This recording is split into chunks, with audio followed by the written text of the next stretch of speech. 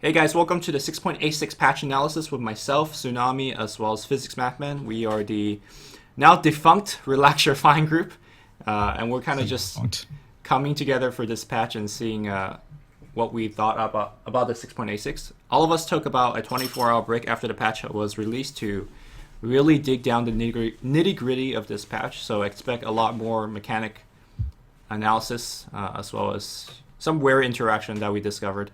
We're going to do this patch a little bit differently from the past. First of all, we're going to skip a lot of these terrain changes as well as general gameplay changes. We'll mention the terrain as we go along, but the map has been changed significantly, adding a couple of camps here and there. And the other thing is that we're going to be breaking these segments into 30-minute segments, so you don't feel like you're watching an 8-hour thing, which this probably will not be ended up as an 8-hour thing, because after looking at the patch for 24 hours, we realized there's a lot of stuff that we don't really need to talk about. Without further ado, let me introduce my two co-hosts, Tsunami as well as Physics Mathman. How are you guys doing today? I'm doing wonderful. How are you doing, Luminous? I just woke up, so angry. Yeah, actually, me too. Me too. Isn't it like 10 p.m. for you? That's my schedule. All right, okay. Let's start with the heroes. A hero that's really hated upon a lot in pubs, Alchemist.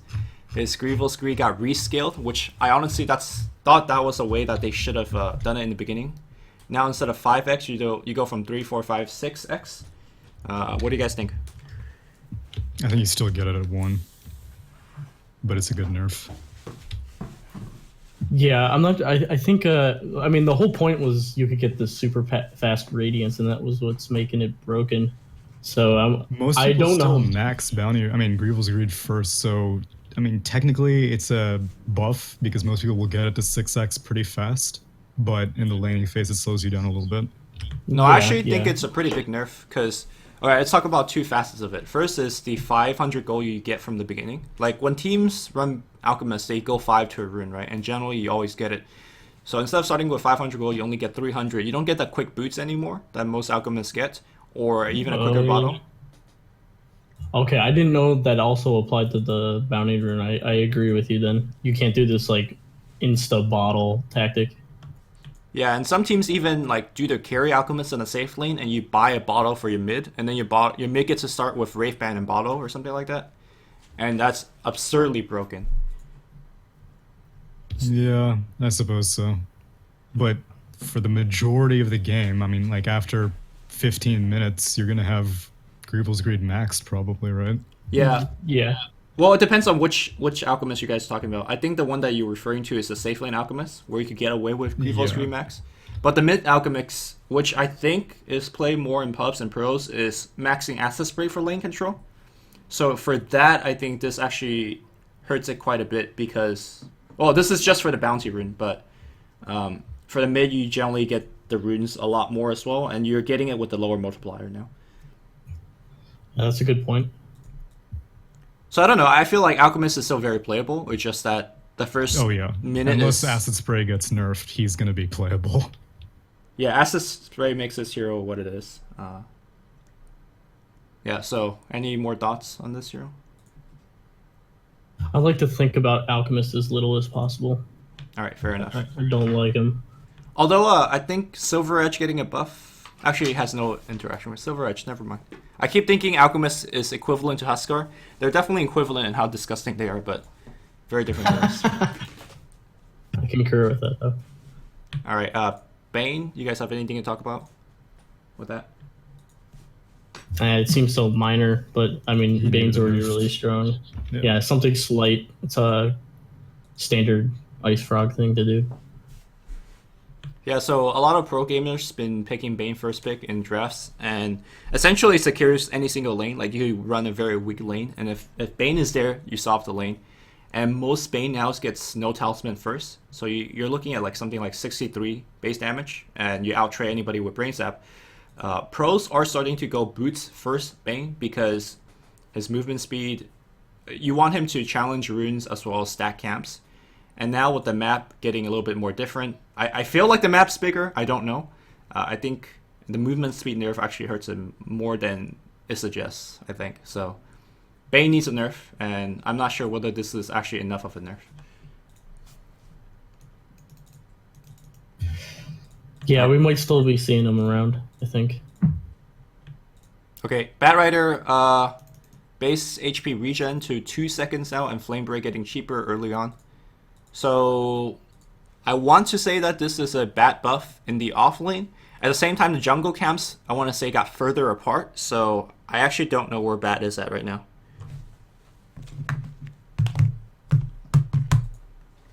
Guys? Yeah. I don't think... yeah, I can't see now. Yeah, okay, never mind. Can Lumi? What's up? I said the Centaur, the small Centaur has a magic resist aura now, so... Oh, yeah. In terms of stacking the jungle, then it's not quite as effective as it was.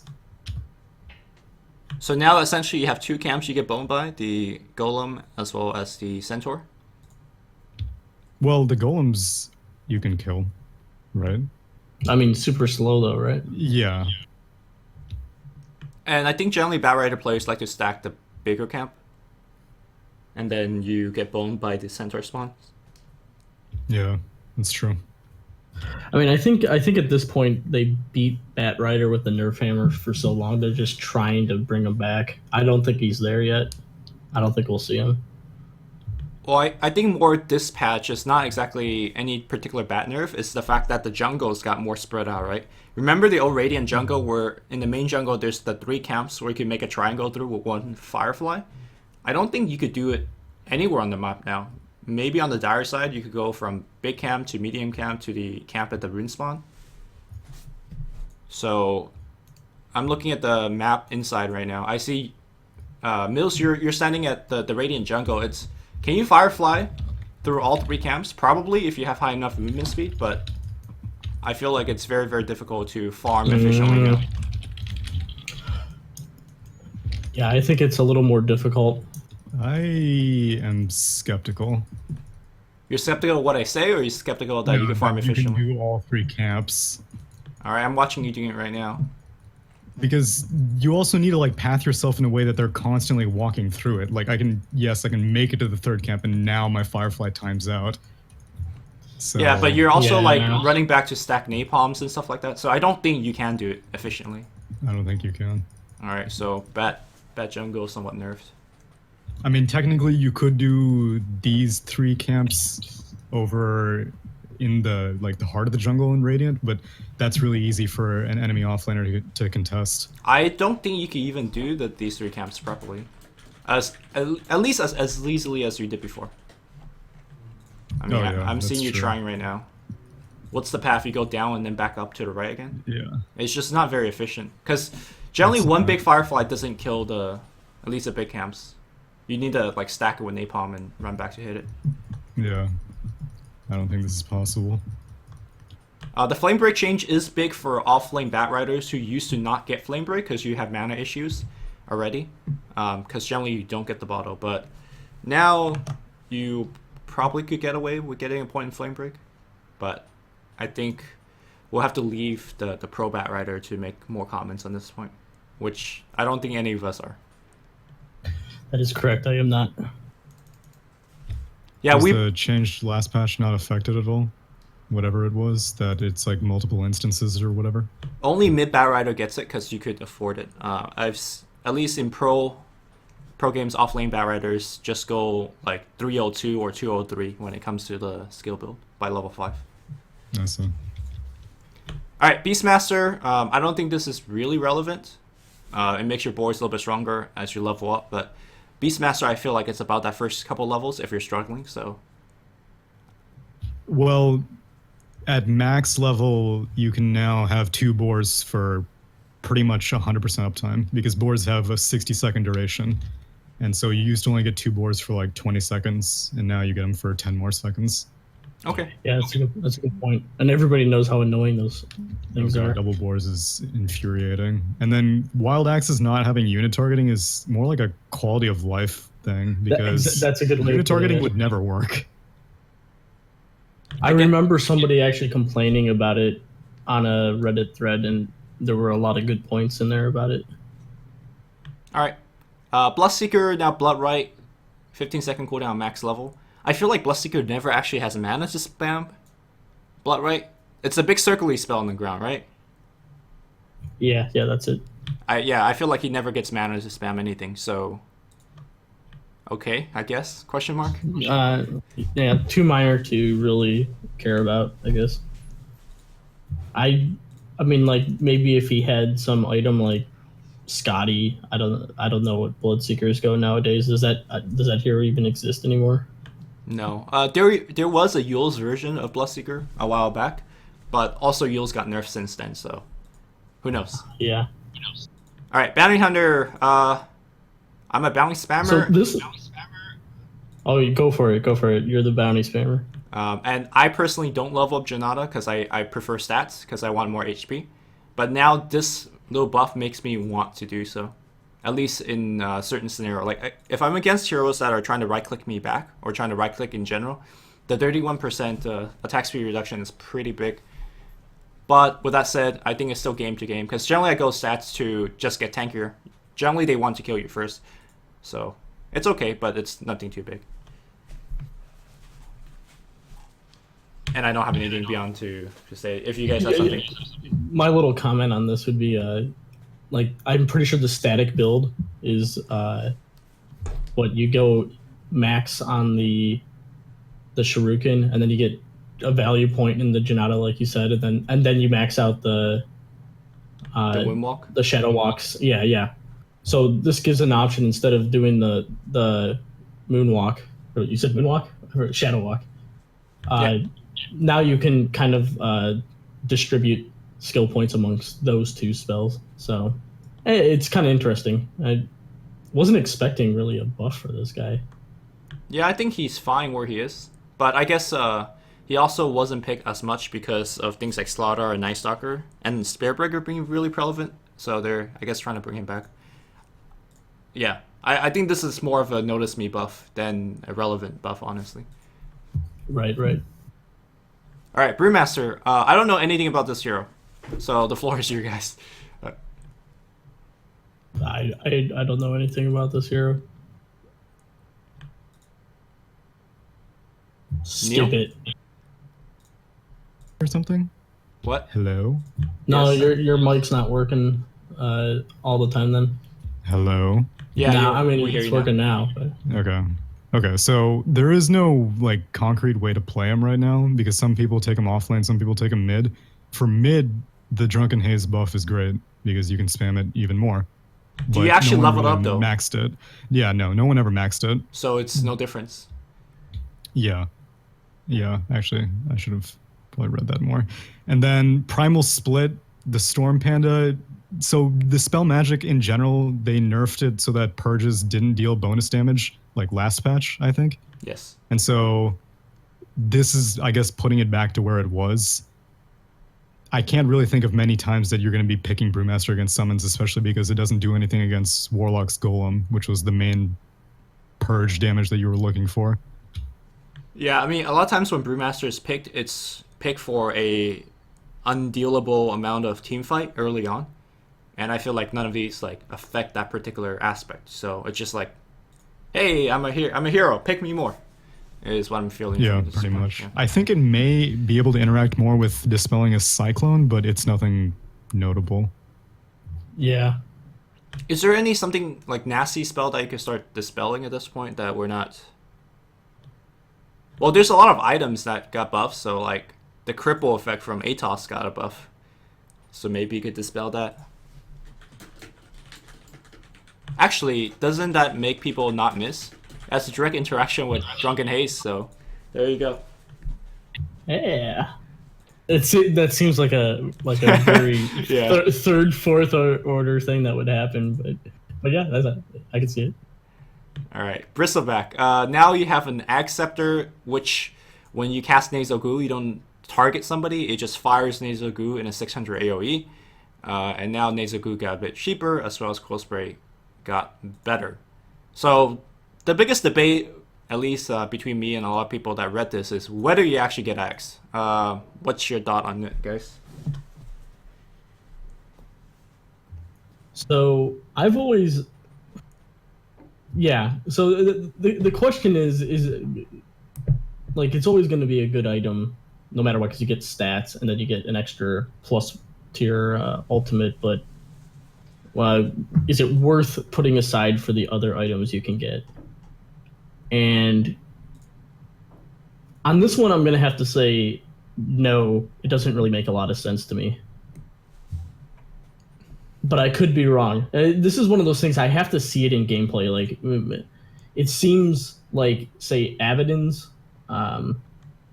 Egg Scepter, where it's like, oh, he's absorbing all this damage from everyone, so it should be good. But I don't see too many people getting that. I think it depends on how many melee heroes you're up against. If you're a lot of ranged heroes, and they're not going to be in the 600 AoE to begin with, because you're just going to be getting kited from further range anyway. But if you're against a lot of brawlers, then it's worth getting for the slow. Not so much the armor, but for the slow. Do you think in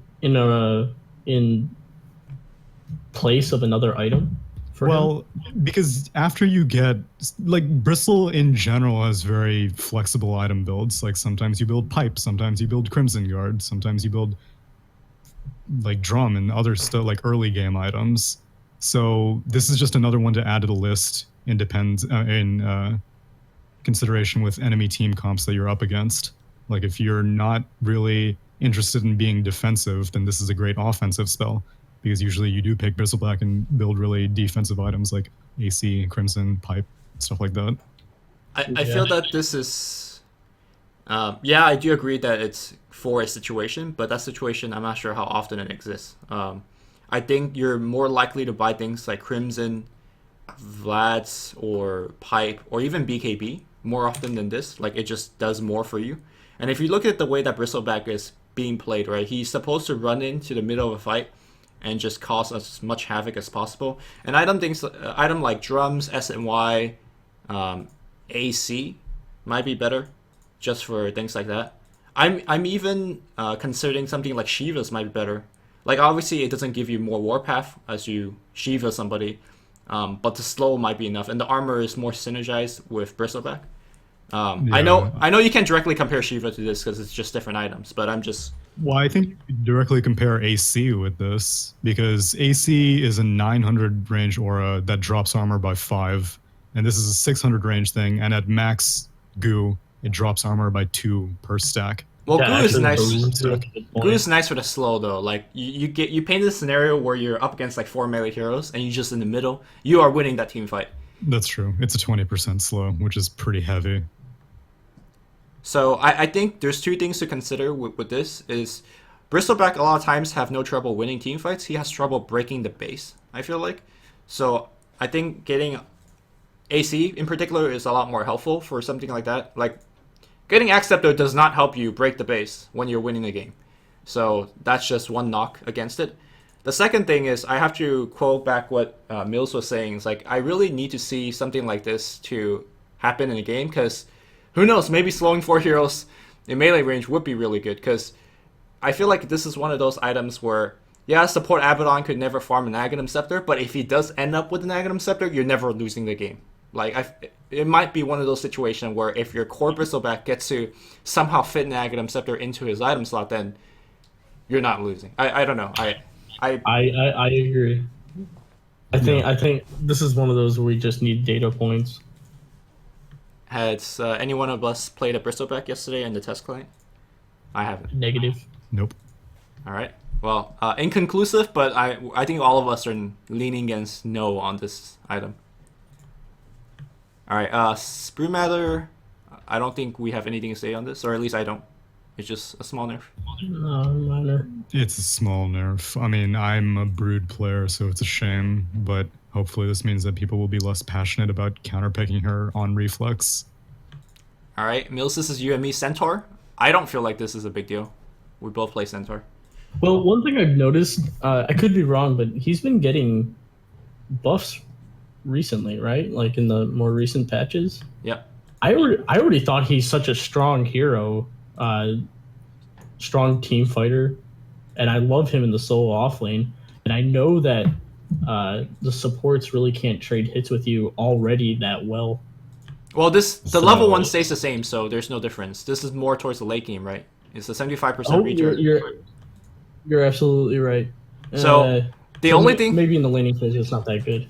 the only thing I thought of this is more of like I keep having this troll strat where you get 2 hearts on Centaur and you face your butt to their base, and you just take the tower with return damage, and if they go on you, your teammate force staff you. But yeah, I don't know. Hard to get a buff this patch, so whatever. Alright, I don't think we have anything to say about this. Well, wait, so return doesn't work like dispersion, right? You'll still take as much damage as you were going to. It does not reduce damage, yeah. Okay. I mean, he is pretty burly, like strength gain wise, so it's ain't bad. All right, Chaos Knight got buffed again. I don't know where he is at right now. Players have tried it after that critical strike buff, and to very little success. Yeah. Wait, actually, quick question. Your illusions also don't get the Reality Rift damage, right? I'm no CK player, but when you cast Reality Rift and you have 3 illusions next to you, you don't suddenly get an extra 240 damage, like 60 on yourself and 60 on all of your illusions. That is not the case, correct? It's just you. I'm pretty sure it's not the case. No, but... okay. They don't get it. All right. It's just you. All right, so it's not that big of a deal. I don't know why he's not seeing more success though, but I think it's mainly because everyone keeps trying to play him as like a 1 position. I think he can be played like how roaming Sven used to be played way back when, which is get like an orb of venom, start going around the map. I mean, he has crazy high move speed, so I'm surprised that I've never seen that be used. Dude, I've right, seen it. Sorry. Like since the armor nerf or since the armor buff on Chaos Strike. No, that was the main reason why. But yeah, I think it should be. I think you're right. I think everybody. It's like the Slardar effect. You know, like everybody was trying to play him where he didn't belong, and then you put him in the off lane, and it's just crazy good. All right, I have no comment on Zero because I've never seen pro game. I don't play it, so I have no data points. Chen, Mills, you play this hero, right? I used to spam this hero before I spammed Earth Spirit. This was my go-to hero. Okay, so what does these changes mean? Okay, so I've actually this might be completely irrelevant, but what do you think with all these kinds of buffs that he's been getting about off-lane Chen? Solo off-lane Chen, you have a large camp that you're guaranteed to pull a creep off of. And what if you did Penitence and Test of Faith? You could probably zone out whatever supports are there. I don't know. It's just something I've been thinking of. No, you have 2 camps to work with now, because you also could go back to your Ancients and grab the other big camp. Oh, that's what I was referring to. But that one is safe. You at least have 1 safe guaranteed large camp that you can grab creeps from. But now, yeah, you can always grab it from the one that's I'd say the pull one is guaranteed too. I mean, like the double pull one is guaranteed too, especially now that it's been added to the Radiant side of the map also. Well, sometimes it's blocked though. Yeah, supports my block it. Yeah. I mean, I think it's an interesting idea, but it's like Chen's greatest strength is helping you to win lanes from the jungle. So I don't know. I guess if pros start doing it, I'll see more of it. But one of the things is if you don't get as fast of levels in the jungle, but if you're in lane and you're getting solo experience, if you can somehow not get zoned out, I haven't tried it, but you could do a buttload of nuke at level 8. All right, I think this is more of Mills reporting back to us after testing it in pubs. I don't know. Intrigued. I think I'm gonna do it. I'm gonna do it in some unranked games. And another thing you can do, and I always mess around with it. Like if I'm doing the 1v1 mid kind of stuff, I'll go Chen. You grab a creep, and you can last hit with the creep pretty easily. He's got roughly the base attack of a hero. And if they start killing the creep, you can send it home with your Test of Faith and just reload it. Okay. It's actually pretty easy to last hit from a distance with a creep. So, not directly Chen related, the other thing that this patch gave to him is the Black Dragon has a new spell called Fireball. And basically, it's a 10-second dot on the ground, dealing 85 damage. So, you're dealing 850 damage in a very small AoE. from the Black Dragon, and I tried that in a game just to split push. Jesus effing Christ, that thing could split push like a champion. Because really, you clear out one creep wave just with one fireball, and it So has. what's your ancient priority list now? Well, it depends what you want to do, right? If you want to group up and push S5, which generally Chen wants to do, then you grab the Granite Golem. But if you're looking to split push for whatever reason after getting Aghanims, Black Dragon ain't bad. It has 100% uptime, so I mean, Chen already don't have a shortage of creeps that you need to get, but now it's just another good one. What about the dinosaur that uses the frenzy? Can't you target that on other people now? So it's like a bloodlust? I think it's self-target. I'm not sure. That was the other change. If you scroll down right below your fireball change, it says Ancient Thunderhide Frenzy is now unit targetable. All right. Isn't that a broken spell? I don't know how frenzy is. Let me Does it give check. numbers? We're looking it up now. Thunderhide Frenzy, 75 attack speed for 8 seconds with an 8-second cooldown. And what's the drawback? I mean, it's a spell. No, as in Spells like have to have drawbacks. doesn't frenzy make sure you take more damage as well? I'm talking about like traditional Warcraft frenzy. Yeah, I don't think Oh. it's like Mask of Madness. It's I'm not just familiar. straight up. Oh yeah, it's not the traditional Warcraft frenzy. So it's just a 75% attack speed increase. Attack speed for 50 mana with 100% uptime. Isn't that broken? That's that pretty sounds good. It's pretty good. You throw that on your carry as you're pushing. You know, I'm leaning more towards the offlane idea in the sense that you get more farm there, but can you just get farm in the jungle as well? You just stack a camp, get a tornado creep, and just go ham? Well, maybe, but let's put it this way. Everybody knows, at least from last patch, that picking a jungler was suicide. And I don't know if it's going to be different this time, but every time I see a jungler, I groan at the beginning of the game. I think So, it's more like if their team starts to jungle, then you could get away with it more, right? Like if they stop picking these like Night Stalker, Spirit Breaker kind of thing, where it just roams around the map and kills everything, then junglers are more viable in my opinion.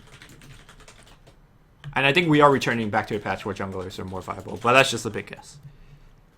yeah. Well, I will try the offlane Chen and report. Okay, we're gonna skip Clinks because that's just a number buff. Clockwerk cogs are now circled. People are going ham for this, and I don't know why. Because personally, I'm not a Clockwerk player, but I thought the rectangle cogs or the square cogs is better than the circle cogs because good Clockwerk I players think so. could angle the cogs to hit people edge.